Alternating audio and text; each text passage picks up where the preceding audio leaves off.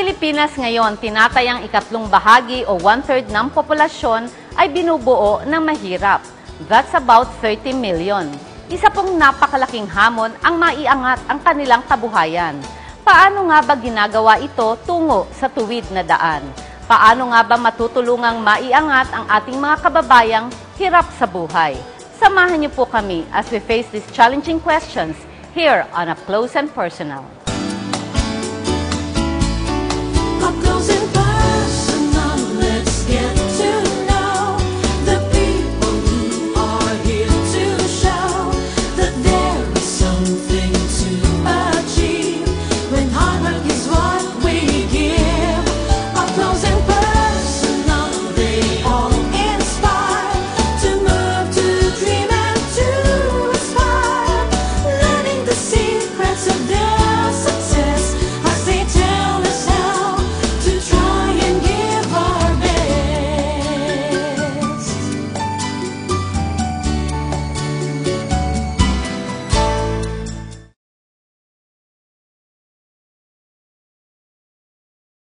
Up close and personal, let's get to know. Malawakan po ang suliranin ng kahirapan sa ating bansa at marami ang dawit sa isyong ito. Ilan lamang po ito ang kagutuman, ang kakulangan sa edukasyon, overpopulation. Pero ang lahat ng yan ay unti-unti na pong nagbabago.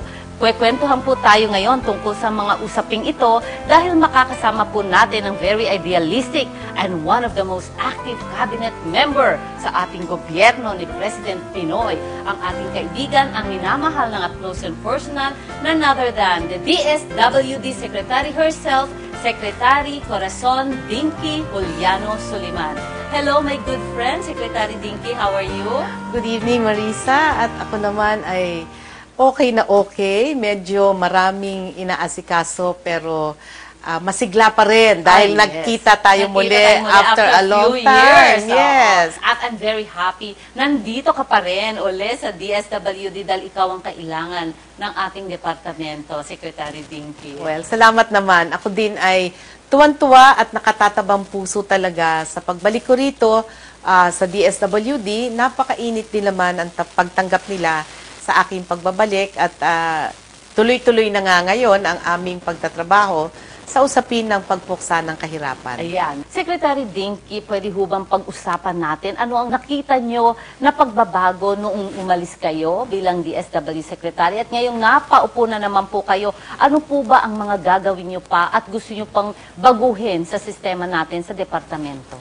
Well, unang-una, pagbalik ko, nakita ko na nagsisimula na ang aking mga kasamahan mag-isip ng mas maayos, mas mabisa at epesyenteng pamamaraan ng aming paglilingkod sa programang pagpuksa ng kahirapan. That's nice. Kasi tatlong programa ang malalaking pagpuksa ng kahirapan or the core poverty reduction programs. That's right. Yung nakatutok sa pamilya, yung Pantawid Pamilyang Pilipino The program. 4Ps.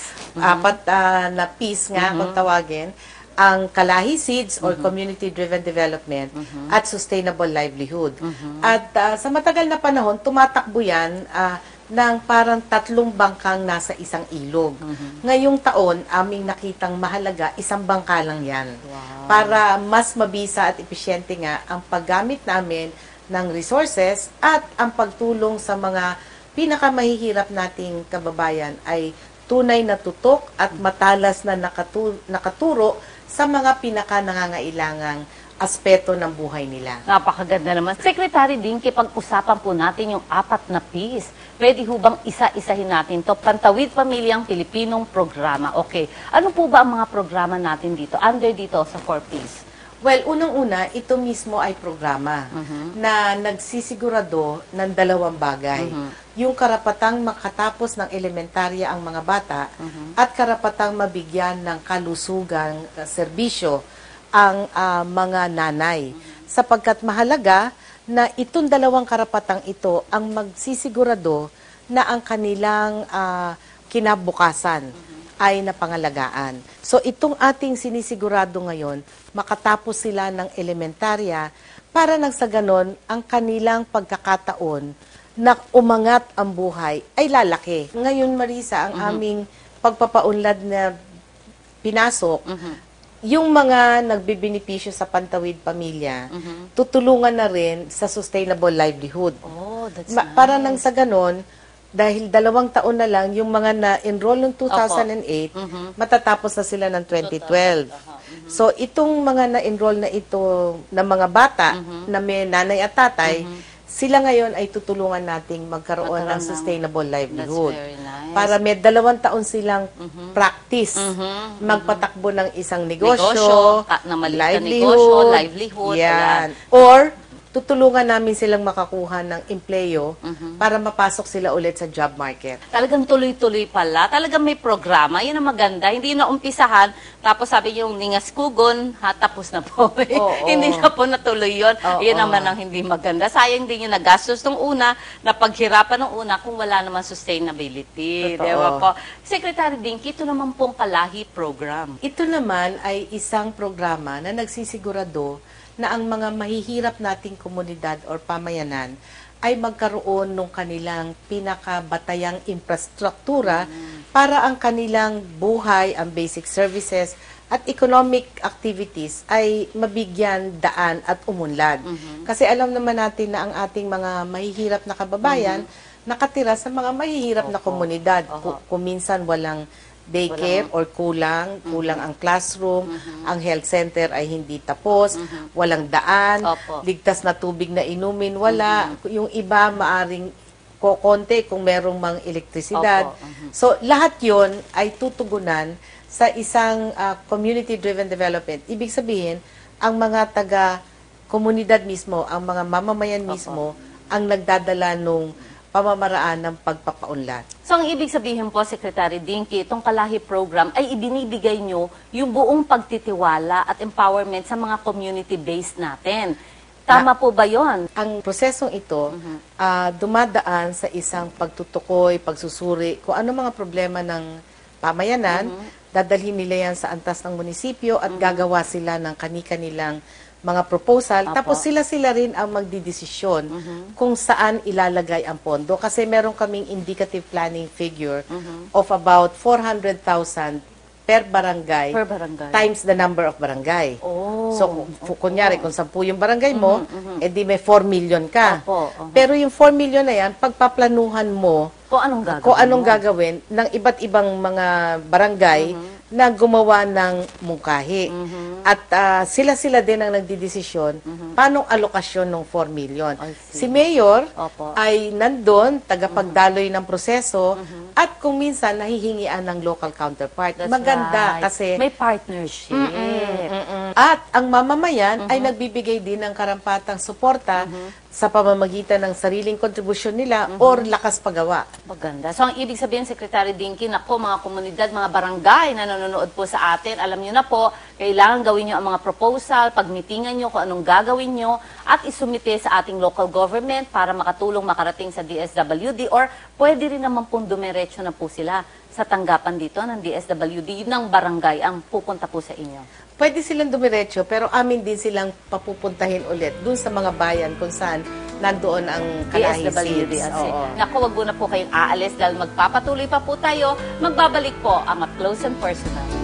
Up close and personal, let's get to know the people who are here to show that there is something. Up close and personal, let's get to know. Nagbabalik po ang Up Close and Personal. Kasama pa rin po natin ang ating nag-iisang DSWD Secretary, Secretary Dinky Soliman. Secretary Dinky, syempre, yan. Nasa sustainable livelihood naman po tayo dahil nalaman na nila, pupunta sila sa mga regional offices para maibigay ang kanilang mga proposal at tiyak na aaksyonan po ito agad para matulungan kayo. Ang sustainable livelihood naman po, Secretary Dinky. Yan naman ay ang ating programa na nagsisigurado na ang ating mga tinutulungang mga mahihirap ay tuloy-tuloy na sa daan ng kaunlaran. Kasi alam natin na kahit na meron tayong suporta sa edukasyon at sa kalusugan at may suporta para umunlad ang komunidad, kung wala naman palagi ang hanap buhay, babalik at babalik sila sa kahirapan. Tama, opo. So, yan ang sustainable livelihood. At dalawa nga yung pamamaraan dyan, pagtulong sa kanila na makakuha ng kakayahan na magmaneho ng isang negosyo o kaya makakuha ng trabaho na siyang magdadala sa kanya sa mas palagiang trabaho or hanap buhay na nasa loob ng job market dun sa lugar na kanyang tinitirhan. Okay. At meron tip po ba kayong ibinibigay na halaga para makapagsimula po sila ng isang maliit na negosyo? Oo, may pahiram kami. Okay, ito po yung pahiram. Oo, Opo. no collateral, no interest. No? okay. 10,000 bawat pamilya para bayaran mo naman or ibalik mo ng 2 taon. Ay, maganda Oo, na po maganda yun. na yun. 10,000 po para sa isang pamilya. Kailangan lang po ay tuloy-tuloy ang negosyo dahil magbabayad po kayo within 2 years. Kung within 2 years and 10,000, i-divide nyo po ng 24 months, ay napakakayang-kaya. Kayang-kaya. At amin ding hinihikayat na sila ay maggrupo Opo. para lumaki-laki ang kapital. Opo, So, tama. kung 5 kayo, edi 50,000 yon. Eh, kung mas marami-rami, edi Tama. mas malaki yung kapital. Meron naman tutulong sa yung technical person na papaano mo imamaneho ang malaki-laking puhunan para kumita. So, meron din kami mga project development officers at amin ding nililink, no, inuugnay sa Department of Trade and Industry at Department of Agriculture. Ayun. So may mga seminars din sila dyan. Oo. Paano naman maggumawa ng isang negosyo. Naku, napakaganda, Secretary Dinky. Ngayon naman po, syempre, alam naman po natin, sa administrasyon ni President Pinoy ay talaga naman super ang kanyang suporta na binibigay sa DSWD. Ano po masasabi natin when it comes to the logistics, sa budget, at saka sa manpower po? Suportado na po ba talaga kayo? Napakaganda nga at ako'y talagang nabibigyang panibagong sigla. At lahat kami dito sa departamento ay masiglang-masigla sa suporta na binibigay ng ating Pangulo sapagkat maliwanag na nagtitiwala siya na yung kakayahan ng departamento ay napamalas na. Kaya't yung lahat ng suportang kailangan namin, ang pera at saka ang pagsisigurado na ang mga pagtulong mula sa iba't ibang departamento ay nangyayari. Lahat yan ay na aming nararamdaman. Mismo si Pangulo, nakikipag-meeting sa amin noong December. 3 oras kaming nag-uusap para siguraduhin na lahat ng plano ay maayos at masinsin. Napakaganda. At ang kagandahan ng ating mga taga-DSWD, wala po kayong makakausap na hindi nagmahal sa ating Secretary Dinky. Opo. Maraming salamat din. At saka sa talaga naman, ang paglilingkod kasi, ang karamihan ng aking mga kasamahan dito, kung hindi man lahat, nasa isip nila talaga ang paglilingkod. Kaya palagay ko nakikita din yun ng mamamayan. Kaya lahat kami ay masiglang nagbibigay ng aming serbisyo dahil nakikita namin na tunay na nakakatulong at sinusuportahan nga kami ni Pangulong Aquino. Ayan, ang importante. How do you rate po ang progress ng mga projects nyo as of now? Well, I think at this point, nung nag-meeting kasi kami kay Pangulo at nung gumawa kami ng plano namin para sa taong ito, ang aming plano ay detalyadong work and financial program.